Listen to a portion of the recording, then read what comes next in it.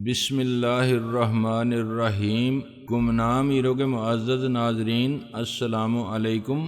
آئیے چلتے ہیں کہانی کی طرف۔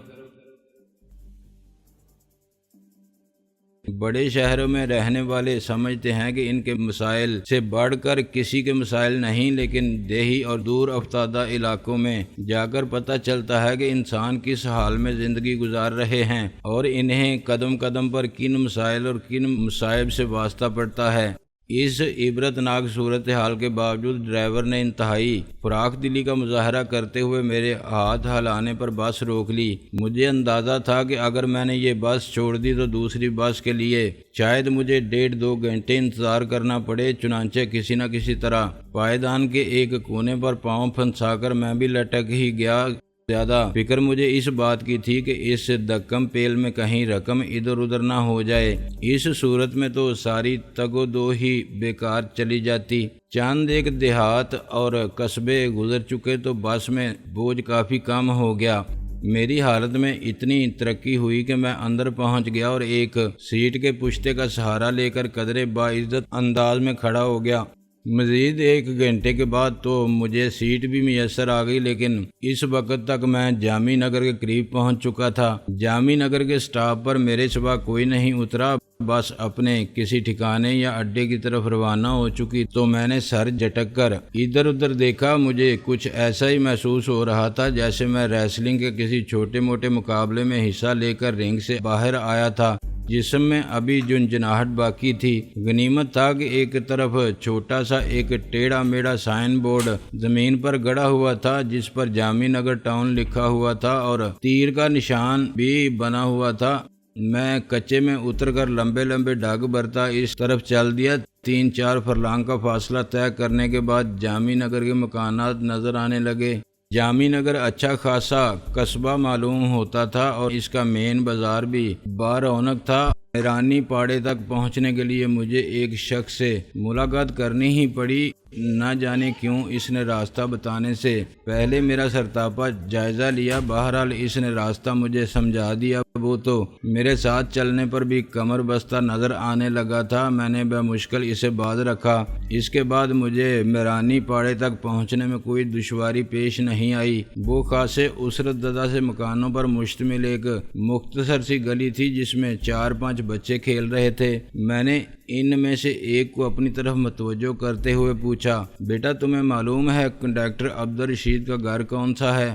لڑکا اپنے ساتھیوں کی نسبت ذرا بڑا تھا، 10-12 سال کا ہوگا۔ وہ اخروٹوں سے کھیل رہے تھے۔ میرا سوال سن کر بڑا لڑکا کھیل کو بھول بال کر ہاتھ جھاڑتے ہوئے مستعدی سے بولا جیسے ڈاکوؤں نے قتل کر دیا تھا۔ ہاں، میں نے آہستگی سے جواب دیا۔ وہ چاروں بیک وقت مجھے گھر بتانے پر تل گئے اور مجھے گویا گھیر گار کر آگے چل دیے۔ ان سے پوچھ کر میں تو پھنس ہی گیا تھا۔ عبدالرشید کا مکان گلی میں دائیں ہاتھ پر آخر میں تھا۔ اس سے آگے گلی بند تھی۔ وہ نیچی سی دیواروں والا ایک نیم پختہ مکان تھا۔ دروازے پر ٹاٹ کا پردہ پڑا ہوا تھا جس کا نچلا حصہ تار تار تھا۔ مجھے دستک یا آواز دینے کی ضرورت پیش نہیں آئی۔ تمام بچے دڑ دڑ کرتے دیوانہ وار اندر گھس گئے اور چند سیکنڈ بعد اپنی رفتار سے واپس آ گئے۔ وہ میرے گرد دائرہ بنا کر کھڑے ہو گئے اور بڑے مدبرانہ انداز میں میرا جائزہ لینے لگے۔ چند لمحے بعد ٹاٹ کا پردہ ذرا ایک طرف کو سرکا اور اس کے عقب سے وہی موٹی موٹی آنکھیں طلوع ہوئیں جو کبھی بہت روشن رہی ہوں گی لیکن اب غم کے غبار سے دھندلائی ہوئی سی تھیں۔ وہ صبی چہرہ جسے میں نے ایک چھوٹی سی اخباری تصویر کی صورت میں دیکھا تھا اس وقت سیاہ چادر میں لپٹا ہوا تھا۔ وہ ایک اداس چاند تھا جس کے گرد ماتمی بادلوں کا حلقہ تھا۔ ان افسردہ آنکھوں سے میرا سرتاپا جائزہ لیا اور ٹاٹ کے پردے پر مرمری انگلیوں کی گرفت غیر ارادی طور پر سخت ہو گئی۔ کیا بات ہے بھائی، کون ہو تم؟ اس کے لب تھر تھرائے۔ بھائی، اس لفظ کی حلاوت اور شیرینی میری رگوں پہ میں اتر گئی۔ میں نے ہچکچاہٹ سے ایک نظر بچوں کی طرف دیکھا جو یوں سر اٹھائے مجھے دیکھ رہے تھے جیسے کسی مینار پر کندہ کسی اجنبی زبان کے الفاظ پڑھنے کی کوشش کر رہے ہوں۔ میں 1 منٹ کے لیے اندر آ سکتا ہوں؟ میں نے اجازت طلب کی۔ ایک لمحے کے لیے اس کے چہرے پر ہچکچاہٹ کے آثار دکھائی دیے، پھر وہ فیصلہ کن لہجے میں بولی، گھر میں اس وقت کوئی مرد نہیں ہے، تمہیں جو کہنا ہے یہیں کہہ دو۔ بچوں تم جا کر کھیلو، مجھے بہن سے کچھ ضروری باتیں کرنی ہیں۔ میں نے بچوں کے لیڈر کو پیار سے تھپکی دیتے ہوئے کہا۔ ان کے چہروں پر ناپسندیدگی اور ناگواری کے تاثرات ابھر آئے، لیکن وہ بادل نخواستہ گلی کے اس سرے پر واپس چلے گئے جہاں وہ کچھ دیر پہلے اخروٹوں سے کھیل رہے تھے۔ ان کا لیڈر وہاں پہنچ کر بھی کن اکھیوں سے ادھر ہی دیکھ رہا تھا۔ میں نے اپنے بیگ سے اس رقم کا پیکٹ نکالا جو خمیسو خان گولڈ کی کلب سے لے کر چلا تھا اور جو اسے ہلاک کرنے کے بعد میں نے اپنے پاس رکھ لیا تھا۔ اس میں اب بھی تقریباً 5 لاکھ کی رقم موجود تھی۔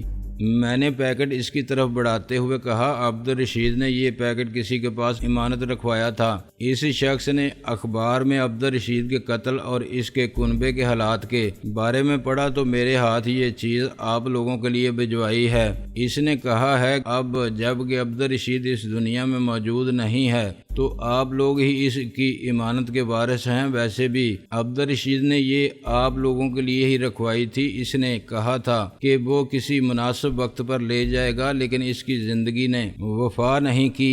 لڑکی کا ہاتھ پیکٹ تھامنے کے لیے آگے نہیں بڑھا۔ کیا ہے اس میں؟ اس کے لہجے میں ایک بے عنوان سا خوف تھا۔ کیا نام ہے ان کا جنہوں نے یہ بھیجا ہے؟ انہوں نے اپنا نام بتانے سے منع کیا ہے اور مجھے یہ بھی معلوم نہیں کہ اس پیکٹ میں کیا ہے۔ انہوں نے صرف اتنا کہا تھا کہ اس میں ایک چیز ہے جو آپ کے بہت کام آئے گی۔ یہ چیز صرف عبدالرشید کو واپس نہیں لا سکتی لیکن آپ کے باقی تمام مسائل حل کر دے گی۔ آپ اسے رکھ لیں۔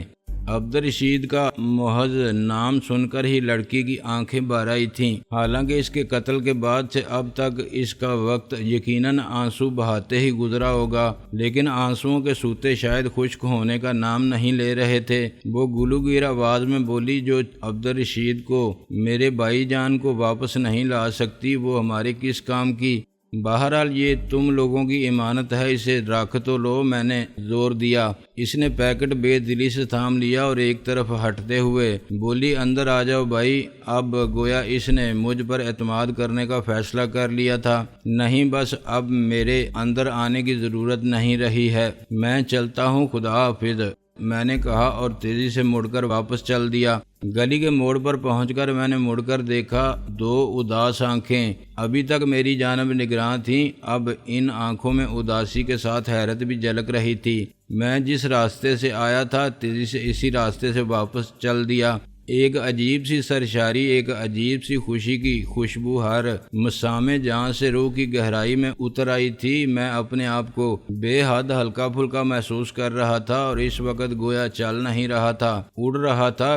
کسی کی مدد کرنے میں ایک عجیب ہی لذت پنہاں ہوتی ہے، کوئی اور خوشی اس کا نعم البدل نہیں ہو سکتی۔ خمیسو خان والی رقم میں نے قبضے میں تو لے لی تھی لیکن اسے اپنے پاس رکھنے کو میرا دل نہیں مان رہا تھا۔ وہ مجھے ایک بوجھ محسوس ہو رہی تھی، لیکن مسئلہ یہ ہے کہ رقم کیسی بھی ہو پھینکی نہیں جاتی۔ میں شروع سے ہی سوچ میں تھا کہ اس رقم کا اچھا مصرف کیا ہونا چاہیے۔ یکدم مجھے کنڈکٹر عبدالرشید کا خیال آ گیا تھا۔ ڈکیتی کی جس واردات میں عبدالرشید مارا گیا تھا اس میں اور بھی کئی لوگ مارے گئے تھے، ان میں سے بھی یقیناً کچھ مدد کے مستحق ہوں گے، لیکن میرے پاس ان میں سے کسی کا کوئی سراغ نہیں تھا۔ میرے سامنے صرف کنڈکٹر عبدالرشید کا تھوڑا بہت سراغ موجود تھا اور مجھے امید تھی کہ میں کوشش کروں تو اس کے گھر تک پہنچ جاؤں گا۔ وہ رقم یقیناً نہایت ہی ناجائز اور گھٹیا قسم کی کمائی تھی۔ مجھے نہیں معلوم تھا کہ یہ رقم عبدالرشید کے پسماندگان یا اہل خانہ کو پہنچا کر مجھے ثواب ملے گا یا نہیں۔ میں گناہ و ثواب کے چکر میں تھا بھی نہیں، میں صرف یہی چاہتا تھا کہ فی الحال اس مصیبت زدہ کنبے کے مسائل حل ہو جائیں۔ میں تقریباً پہلے ہی کے سے انداز میں سفر کر کے رات گئے زرتاج نگر واپس پہنچ گیا۔ حالانکہ سفر طویل نہیں تھا لیکن اس میں وقت بہت ضائع ہوتا تھا۔ زرتاج نگر واپس پہنچ کر دوسرے روز سے میں اپنے کام میں مصروف ہو گیا۔ تقریباً 1 ہفتہ اسی طرح گزر گیا، لیکن ہفتے کے اختتام پر ایک شام گاؤں کے ایک چائے خانے میں بیٹھے بیٹھے مجھے ایک ایسا جھٹکا لگا جس نے کافی دیر کے لیے میرے اعصاب شل کر دیے۔ بات کچھ بھی نہیں تھی، بس ایک اخباری خبر نظر سے گزری تھی۔ کاش میں نے وہ اخبار نہ دیکھا ہوتا۔ یہ وہی غیر معروف سا علاقائی اخبار تھا جو میں نے خمیسو خان کے ساتھ ان کے اڈے گولڈ کی کلب میں دیکھا تھا، اور اس میں مقتول کنڈکٹر عبدالرشید کے اہل خانہ کے بارے میں فیچر پڑا تھا۔ اس روز زرتاج نگر کے ایک چائے خانے میں بیٹھے بیٹھے مجھے اسی اخبار کا تازہ شمارہ میز پر پڑا ہوا نظر آیا تو میں نے غیر ارادی طور پر اٹھا لیا اور اسے الٹ پلٹ کر دیکھنے لگا۔ پچھلے صفحے پر چھوٹے سے ایک باکس میں اس روز بھی کنڈکٹر عبدالرشید کے اہل خانہ کے بارے میں ایک خبر موجود تھی جس نے مجھے ایک عجیب طرح کے ملال میں مبتلا کر دیا۔ نامہ نگار نے جامی نگر سے رپورٹ دی تھی کہ گزشتہ دنوں وہاں اپنی نوعیت کا عجیب ہی واقعہ پیش آیا۔ کوئی پراسرار اجنبی مقتول کنڈکٹر عبدالرشید کے گھر پہنچا اور یہ کہہ کر 5.25 لاکھ کی رقم کا پیکٹ دے گیا کہ عبدالرشید نے وہ کسی کے پاس امانت رکھوایا تھا۔ خبر یہاں تک بھی ہوتی تو کوئی بات نہیں تھی، لیکن اصل جھٹکا مجھے اس سے آگے پڑھنے کے بعد لگا تھا۔ اس میں بتایا گیا تھا کہ عبدالرشید کے اہل خانہ کو یہ معاملہ مشکوک معلوم ہوا تھا۔ بھلا ایک غریب کنڈکٹر کسی کے پاس 5.25 لاکھ روپے امانت کیسے رکھوا سکتا تھا؟ اگر وہ امانت بھی تھی تو یقیناً کسی اور کی ہوگی، عبدالرشید کی نہیں۔ چنانچہ عبدالرشید کے بیمار باپ نے وہ رقم ٹاؤن کمیٹی کے چیئرمین صاحب کی خدمت میں لے جا کر پیش کر دی تھی۔ جو کوئی حاجی صاحب تھے وہ نہایت دیانتداری کا مظاہرہ کرتے ہوئے اسے علاقے کے تحصیلدار صاحب کی خدمت میں پیش کرنے کے لیے لے گئے تھے۔ انہوں نے بھی نہایت دیانتداری کا مظاہرہ کرتے ہوئے اسے سرکاری تحویل میں لے لیا تھا اور علاقے کے صحافیوں کو فخر سے یہ بات بتا دی تھی۔ ان کا کہنا تھا کہ اگر کچھ دنوں تک اس رقم کا کوئی دعوے دار سامنے نہ آیا تو وہ اس میں سے عبدالرشید کے اہل خانہ کو 25,000 روپے بطور انعام دینے کے بارے میں غور کریں گے۔ پوری خبر پڑھ کر میں نے اخبار میز پر واپس پھینک دیا اور دونوں ہاتھوں سے سر تھام لیا۔ غلطی میری ہی تھی، شاید میں نے ان لوگوں کی مدد کرنے کے لیے صحیح راستہ اختیار نہیں کیا تھا۔ مجھے اپنی کاروباری زندگی میں بھی تجربہ ہو چکا تھا۔ مجھے اس کو یاد رکھنا چاہیے تھا کہ بعض اوقات حد سے زیادہ غریب اور مصیبت زدہ لوگوں میں زیادہ بڑی امداد ہضم بھی نہیں ہوتی۔ مجھے کنڈکٹر کے گھر والوں کی مدد 25,000 روپے سے ہی کرنی چاہیے تھی، اور اگر مجھے رقم انہیں پہنچانی تھی تو صحیح طور پر بات کر کے انہیں ذہنی طور پر مطمئن کر کے پہنچانی چاہیے تھی۔ میرا یہ اندازہ غلط نکلا تھا کہ وہ اسے امداد غیبی سمجھ کر چپکے سے رکھ لیں گے۔ حرام کی رقم گویا حرام راستے ہی چلی گئی تھی۔ کافی دیر تک میں اسی طرح تعصب کے عالم میں بیٹھا رہا، لیکن جو ہونا تھا وہ ہو چکا تھا۔ اب اس کی تلافی کا کوئی طریقہ کم از کم میرے لیے قابل عمل نہیں تھا۔ اس لیے میں نے اس بات کو ذہن سے جھٹکنے کی کوشش کی اور اپنے آپ کو سمجھایا کہ اگر ان لوگوں کے مقدر میں مدد تھی ہی نہیں تو میں کیا کر سکتا تھا۔ پھر میں نے دودھ پتی کی ایک چینک منگوا کر اپنا غم غلط کرنے کی کوشش کی اور شام ڈھلے اٹھ کر اپنے ٹھکانے پر واپس آ گیا۔ اس ہفتے میں اس کے علاوہ کوئی قابل ذکر واقعہ پیش نہیں آیا۔ حویلی اور زرتاج کی زمینوں پر کام کرنے والے بیشتر لوگ اس وقت مجھے تھوڑا بہت جاننے لگے تھے۔ گو میری کوشش یہی ہوتی تھی کہ ان کی نظر میں غیر نمایاں اور بے شناخت ہی رہوں۔ شیر محمد نے اس دوران اپنی ڈیوٹی کہیں اور لگوا لی تھی، یعنی اسے میرے ساتھ کام کرنا گوارا نہیں تھا، لیکن میرا دل کہتا تھا کہ اس کے اس اقدام میں کوئی اور بھی مصلحت پنہاں تھی۔ ادھر زرتاج ابھی تک شکار سے واپس نہیں آئی تھی۔ راب نواز اسے بینک پر ناکام ڈکیتی کے بارے میں بتانے کے لیے بے چین تھا۔ اسے کافی حد تک اندازہ تھا کہ شکار پر جانے والوں نے جنگلوں میں کہاں کہاں کیمپ لگائے ہوں گے اور کس سمت میں ان کا سفر جاری ہوگا۔ وہ چاہتا تو آدمی بھیج کر ان کا پتہ کرا سکتا تھا اور زرتاج کو وہیں یہ خبر پہنچوا سکتا تھا، مگر شاید وہ نہیں چاہتا تھا کہ زرتاج کی تفریح میں خلل پڑے۔ اسی دوران مجھے باتوں باتوں میں راہب نواز سے یہ بھی معلوم ہوا کہ جانو اپنے 4 ساتھیوں کے ہمراہ زرتاج سے ملنے آیا تھا۔ اس نے اپنی آمد کا مقصد نہیں بتایا تھا، لیکن وہ سخت غصے میں معلوم ہوتا تھا۔ جب اسے معلوم ہوا کہ زرتاج ابھی شکار سے واپس نہیں آئی تھی تو وہ مزید 1 منٹ بھی رکے بغیر واپس روانہ ہو گیا تھا، تاہم یہ کہہ گیا تھا کہ چند دن بعد وہ دوبارہ آئے گا، اور اس وقت تک زرتاج شکار سے واپس آ چکی ہو تو اس کے حق میں بہتر ہوگا۔ راہب نواز نے بھی محسوس کر لیا تھا کہ اس کے لہجے میں دھمکی سی پوشیدہ تھی، لیکن وہ اس کی وجہ سمجھنے سے قاصر تھا۔ مجھے پتہ نہیں چل سکا تھا کہ جانو کس وقت آیا تھا اور کب واپس گیا تھا، حالانکہ میں جس میدان میں گھوڑے سدھاتا تھا وہاں تقریباً چاروں طرف سے ہی آنے جانے والے لوگ دکھائی دیتے تھے۔ شاید وہ کسی ایسے وقت آیا تھا جب میں کھانا کھانے اپنے کمرے میں گیا تھا۔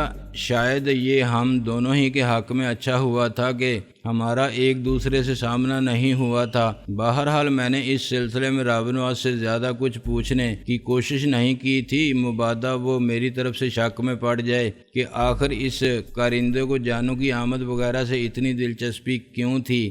میرے حساب سے روز و شب سکون سے ہی گزر رہے تھے، لیکن وہی میری نامعلوم سی حس کبھی کبھی میرے اعصاب پر ہولے ہولے دستک دینے لگتی تھی، گھڑی کی ٹک ٹک کی طرح۔